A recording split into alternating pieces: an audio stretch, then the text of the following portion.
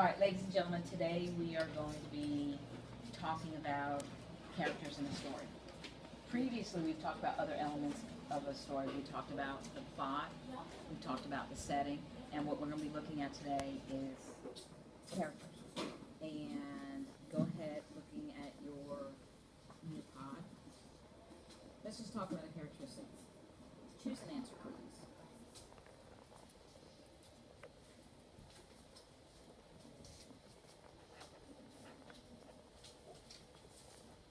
All right, Isabella's going to do the answer.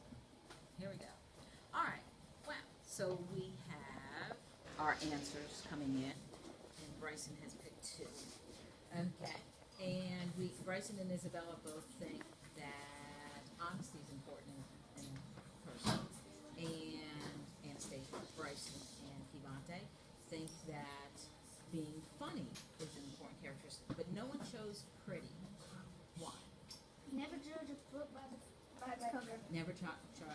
You're Because right. they could be nice looking on the outside, but in the inside they could be mean. Okay.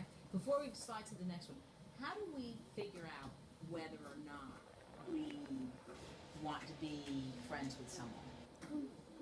If you don't know someone, how are some ways that we would know that we want to be their friend? By their actions.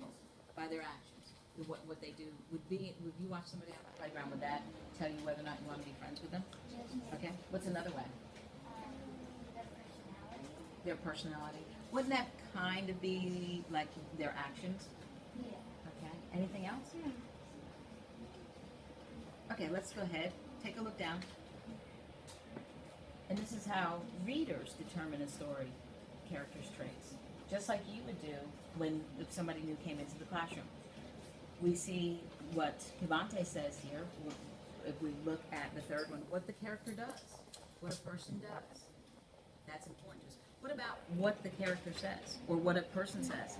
The way somebody speaks to somebody else, would that be important to you? Okay. What about how they say things? Because sometimes we can say things one way and it means something, or we can say something, the exact same words in another way and it means something completely different. And what about, look at that last one, how other people react to that character. Have you ever seen somebody maybe come in a room or something and other people get all excited about seeing that person? And you might not know that person, but if everybody else is excited about seeing that person, what can you predict about that person? That they're good friends. Maybe they're good friends, that they're what? That they're nice? That they're their best friend, or like the number one person that they can rely on. Okay, maybe somebody they can rely on, but they're definitely happy to see them. And when you're happy to see people that you like, right? What if somebody says something and you see somebody sitting next to them go like this, and they roll their eyes? You can tell that they're probably not going to be a good friend. Okay. Because they're kind of mean, and they're not saying out loud, but in a way they're saying they don't like that person. Okay. We have a little passage here from a story called The Shoeshine Girl. So I want you to go ahead and read it, and we have a question at the bottom that we're going to go ahead and discuss. It'll take you just a second to read it.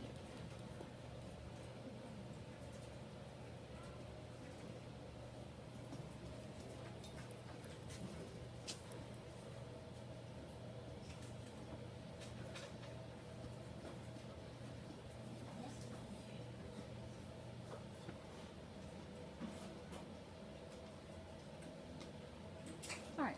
How do you think Sarah is feeling about her mother right now? She really doesn't care. She doesn't want to talk to her mother, maybe, because she's mad at us. She's mad at her, furious. What'd you say, She Monty? really doesn't care. She really doesn't care.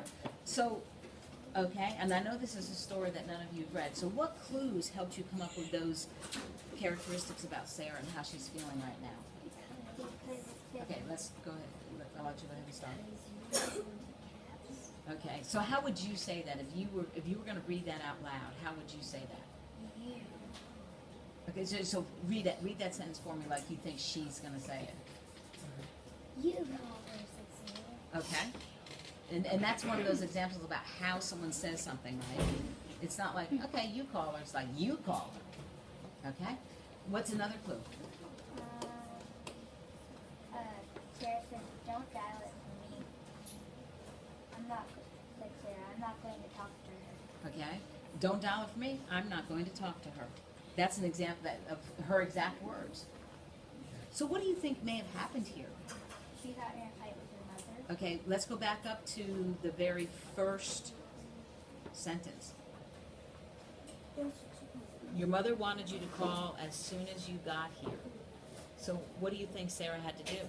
Call her mother. Okay, think back a little bit now. She says, wanted you to call as soon as you got here. Travel. Travel. Do you get the idea that Sarah wanted to travel? Kind of. Yeah, kind of. Because You call her. Don't dial it for me. I'm not going to talk to her. Do you get the feeling that she wanted to take this trip? No. You do? Okay, I see. Okay, I see that perspective. Maybe she did want to do it because she's mad at her mom and didn't want to do it. But I also see the perspective that Kivante had here that maybe she didn't want to do it, and she's kind of mad at her mom because maybe her mom sent her someplace she didn't want to go. So, I guess we would need more context to know which one it is, right? But we do know right now that Sarah's happy or unhappy with her mother. Unhappy. All right, let's go to the next one. Now, this is another passage. This is from the graduation of Jake Moon. I want you to read it, and then you're going to type in an answer after this, okay?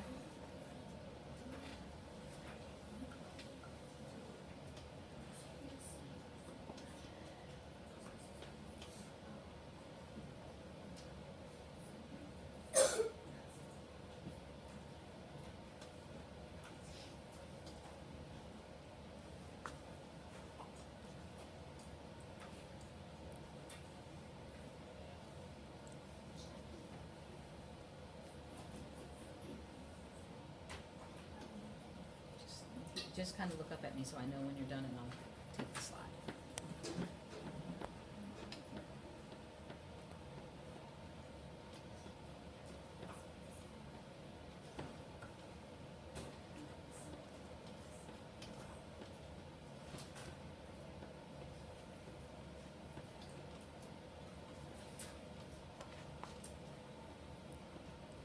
We good? All right. Here you go. This is your chance to answer this question. What word would you use to describe Skelly? And he was the grandfather. Okay? Just I put that in there so you understood Skelly and the grandfather. And then just real quickly, just give me your word, and then you can hold off your evidence, and we'll talk about the evidence. Okay? How do you spell properly? Probably. Just spell it the best that you We can. just write one word. Just write one word that you would use to describe Skelly, and then we'll talk about your evidence instead of taking the time to type it all out, okay?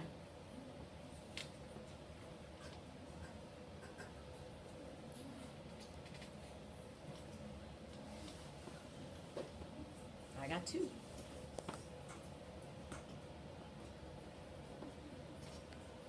I got three.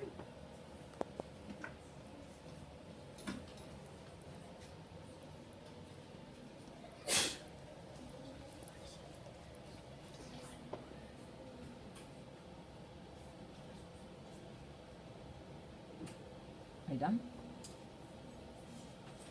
Come on, all we need is one word.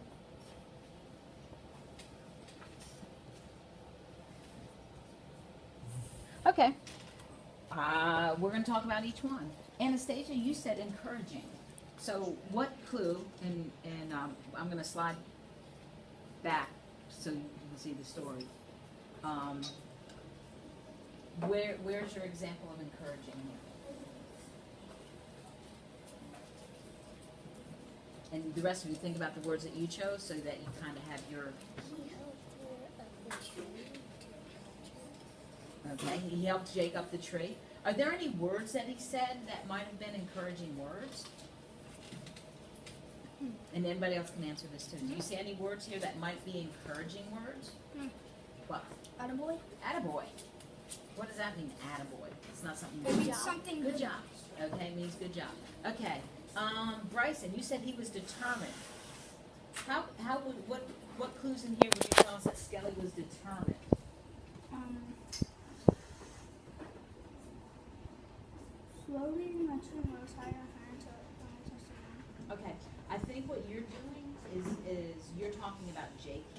and Jake was determined. He didn't give up, did he? He tried.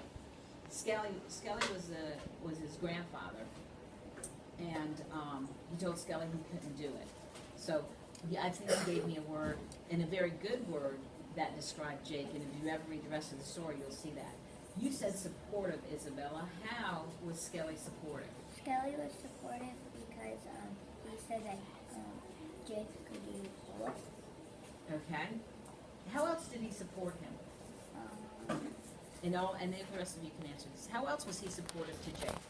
Skelly slipped his hands underneath the bottoms of my shoes and with something solid to push against. Yeah, he literally was supportive, wasn't he? He was helping him by giving him just something to start with, by putting his hands up underneath Jake's feet so Jake could kind of push up against something. So he was literally supporting him to help him do that. All right, Kivante, your word was kind. What evidence do we have here to show kind? Because his grandfather wanted him to do pull-ups because he didn't have enough time to. And he was kind enough to give him a chance to do something. He was kind enough to take him out, just to take him out back and practice with him. Could he have just sat there and let Jake whine and said, "I can't do it. I can't even do 3 pull-ups"? He could have sat there reading his newspaper or whatever he was doing, right? Mm-hmm. Instead, he was very kind, and he was very supportive, and he was very encouraging just by actually taking Jake outside and do it. So his actions really told us there that he's a kind guy, that he was an encouraging guy, that he was supportive. And would this be the type of grandfather we might want? Yes. Absolutely. Okay, you can go ahead and close these up, because we're going to go to our story now. And we're going to talk a little bit more about some clues. Or we could just say the end. Would that